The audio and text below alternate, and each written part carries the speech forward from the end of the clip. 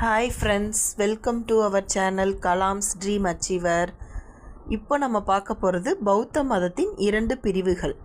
ஒன்று ஹீனயானம், மற்றொன்று மகாயானம். ஹீனயானத்தில் புத்தரின் சிலைகளையோ உருவப்படங்களையோ வணங்க மாட்டார்கள். மகாயானத்தில் புத்தரின் உருவங்களை வணங்கினர். ஹீனயானத்தில் மிக எளிமையாக இருப்பர். மகாயானத்தில் விரிவான சடங்குகளை பின்பற்றினர். ஹீனயானத்தில் தனி மனிதர்கள் முக்தி அடைவதே தங்களின் நோக்கம் என்று நம்பினர். மகாயானத்தில் அனைத்து உயிரினங்களுக்கும் முக்தி பெறுவதே தங்களது நோக்கம் என நம்பினர்.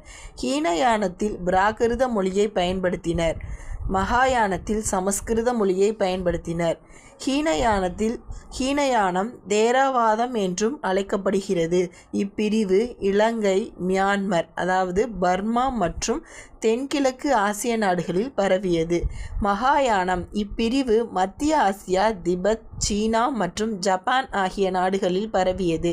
இந்நாடுகளில் மத்திம வழி ஏற்றுக்கொள்ளப்பட்டது. தேங்க்யூ. கீப் வாட்சிங் அவர் சேனல்.